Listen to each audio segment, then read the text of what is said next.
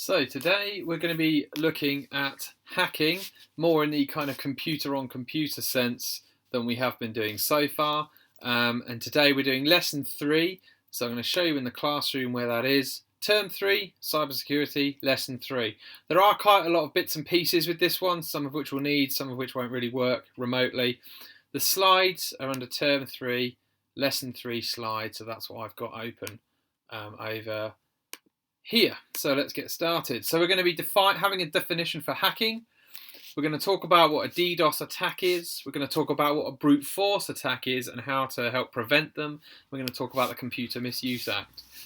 Now, the starter activity, if you're looking at the slides, you've got this sort of scenario. George's phone has run out of battery and his family are worried about where he is. They've asked you to hack into his fake book account to see if you can find out where he is tonight. Use the login thing on the right hand side. So here is some kind of status updates that it kind of gives you. And then that resource also has this as slides. If you don't click on the link, you can click on the link, but also if you go on the slides, there's the A0 resource. So if you look at this and read through the posts, see if you can figure out where he might have gone tonight. Pause it, have a think, and then unpause it. And if you read through the post, you'd see that it said he's off to the movie. We're off to the movies tonight. Want to come? So George was at the cinema. Okay, and we're sort of looking more at those like human release of information, kind of like we were looking at before. But now we're going to get onto proper hacking stuff. So if you hacked into a friend's account, does that make you a hacker? And was it hacking into his account ethical? We'll be talking about whether hacking is ever okay. So what is hacking? Hacking in the context of cybersecurity is gaining unauthorized access to or control of a computer system. So why might people want to hack? So here are some ideas. They might want to steal some data. They might want to disrupt some services for financial gain. So they might want to steal money. For political reasons, if they don't agree with something that someone's doing or an organisation is doing. For fun, hacking for fun. Maybe they want to just sort of put something on a website, sort of vandalise it and go, we were here, like planting a flag. And for ethical reasons, which we'll come on to in a bit. So unethical versus ethical hacking. So that you're given a scenario. A company is harming animals by testing their cosmetic products on them. Is it ethical to hack into their systems to find the data that will expose their practice to the whole world? So there isn't really a single answer to that. If you really disagreed with what a company was doing, you might decide that it was ethical. So, it's not absolutely blurred. It's definitely illegal though. But the amount of trouble you'd get into is obviously something that would come down to judgment. So yeah, you'd still probably get in trouble. But ethical hacking is a thing, and that refers to the job of penetration testers who are paid to hack into systems. They're given permission by companies to hack into their own systems, and the idea is that they are helping those companies find the weaknesses, so that if a illegal hacker without permission comes along, they already know where all the holes are and they've patched them up. So ethical hacking refers to people who have permission. If you're hacking because of something like the animal testing thing, you could argue whether that's ethical, but it's not technically ethical hacking. It would still be against the law. Right, so hacktivists. Hacktivism is when people are motivated by like politics, or they're protesting about something, or they're targeting companies that they think are doing something wrong, and they hack. They do some hacking to kind of express their displeasure or mess that company up or something. And that's what hacktivism is. It's activism, but you're using computer hacking as your means of destruction. And then we've got this quote here. It was initially thought that the 2016 DIN cyber attacks was the work of New World hackers, but it later emerged it was probably done by script kiddies. So what is a script kiddie? So hacking is very complicated. It exploits weaknesses in software that are extremely difficult to find, hard to explain. It requires a huge amount of technical knowledge to take a working system and hack into it. But once someone has gone to the work of figuring all that stuff out, they can just write a script that will do the hack in a sort of automated fashion. And to run that script, you don't need anything like the level of technical skill. So that a script kiddie is someone who does hacking, but they use someone else's kind of Swiss Army knife of hacking to do the job.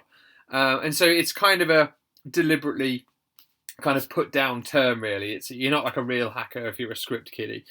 But that's what they are. They just take other people's scripts that they've used all their technical prowess to write and figure out, and then they're just running them. But you need script kiddies if you're going to have any kind of distributed attack, because there aren't enough people that know how to hack from scratch. What you'll have is an expert hacker will generate the script, send it to loads of people who will then all fire off at once and do what's called a distributed denial of service attack. So, denial of service attack. What the attackers are trying to do is take a service, let's say Facebook. They want to deny people's access to it. They don't want people to be able to get at it. They want to ruin the system. And in order to deny service to legitimate users, they make hundreds and thousands of requests in a very short amount of time to make the system go down. They flood the system with not illegitimate requests, so that the real people that are trying to use it can't get on it. And it's so denial of service is the DOS, but normally you need lots of people acting at the same time in order to generate enough traffic to take down a big system. So a distributed denial of service is when you have lots of people hacking away at the same thing at the same time in order to take it down. A distributed denial of service attack is much harder to stop. So if you were being attacked by a single person flooding with requests, you could just say, oh, it's that guy again, I'll just block that IP. Whereas a distributed denial of service is a lot harder. It's because all the people that are hacking you also look like legitimate requests. And so you can filter it, but it takes a lot more doing. And so, yeah, and often the people that the distributed denial of service attacks are coming from computers that have been infected with malware. So they're not even, the owners of those machines aren't even doing the hacking. They're just being taken over. So this is a kind of heat map of DDoS activity at any one time. And obviously you can see it kind of concentrated around the high population areas. So that's a DDoS attack. A brute force attack, if you have a system that has a password and you want to guess the password until you get it right, that's essentially a brute force attack. If you have no idea what the password might be, you might have to guess all the possibilities. And what we're going to do here is just pop over to the A3 worksheet. And this is the A3 worksheet. You're supposed to open this Python program, and here it is. And you can run this. The password is AB, and this program will try and guess the password. The program, obviously, the code has the password in it, but this function that you don't have to look into, but it is there, will pretend it doesn't know the password and kind of try and guess it until it gets the right thing. And so you are going to make various changes. So if you look at the steps, if you want to run the password with AB, number of attempts, just write the number of attempts and the time taken, but round it to decimal places. Then change the password to ABC. So if I go in here and say, right, I'll make it ABC now, you'll probably have to fork it. You don't have to send me your fork of this, by the way, because you're not going to make enough changes to it to make it worth doing. I'm just going to do this one now so you can see. And it's doing its thing. Failed to connect. Okay, well, if you're doing it at school, that is what you might see, isn't it? Oh, that's disappointing. Okay. Right, never mind. Oh, we're getting the full school experience. So just change the password. Come on, it's going to let me do it now, isn't it? There we go. ABC. Is it going to take a bit longer? Now it's 3,971 attempts. Instead of when it was just 2 characters, it took 64 attempts. Okay, so you're going to try various different passwords and have a talk about, like, answer these questions and sort of talk about how you make passwords more secure. Have a go at that now, and then pause it, have a go, and then come back. So with a brute force attack, you need to have a think about what rules a company might place on their passwords to reduce the chance of a brute force attack being successful. If it takes longer to brute force a password, that is more secure. There is also a website which you may or may not have seen, How Secure Is My Password, which you can actually try typing your password into, but obviously you're trusting them not just to harvest it. And the longer it is, you can see the time is just going up and up and up and up and up. Okay, so that's brute force attacks. This video, if you, I'm not going to play it on my video. You can go and find the slides and watch that. It just sort of talks about the script kiddie thing in terms of what those are. So next thing, well, last thing, the Computer Misuse Act. The Computer Misuse Act from 1990 is the main chunk of law that makes all this stuff, all the hacking stuff, illegal. And it has 3 specific offences. The first one is unauthorised access to computer material. And so if you're getting into a computer you don't have access to, you're violating Section 1 of the Computer Misuse Act. Section 2 is unauthorised access to facilitate further crimes. Okay, so if I'm breaking into a computer because I want to then enable me to commit some other crime, I'm breaking Section 2. And you'll find that the sentencing gets kind of more and more severe. Section 3 is unauthorised actions that are trying to take the machine down. Okay, so this could be your DDoS attacks where you're just trying to take the thing down. You would be violating Section 3 of the Computer Misuse Act. So there's 3 distinct offences that you need to be vaguely aware of. So the DIN cyber attack was a DDoS attack.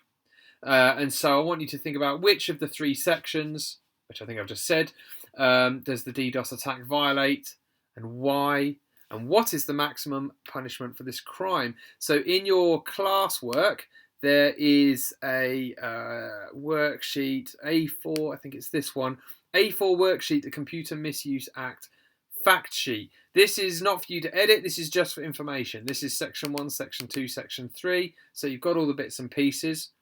But the actual worksheet itself is then the online, the homework, the online tips leaflet. So once you've done the worksheet on the REPL, where's that gone? Have I closed it? The A3 worksheet, where are we? The one with the brute force attacks. Then you're going to have a look at the L3 homework, and here you've got some examples of actions. Does it break the Computer Misuse Act? You've got to decide if it does or it doesn't. Which section, based on the ones you've just looked at, and just justify your answer. Okay? So have a go at filling that in. Work to the end of the hour. Whatever you manage to do, just hand it in. I'm not actually going to set actual homework from this. And then you are done with that one. Thank you very much.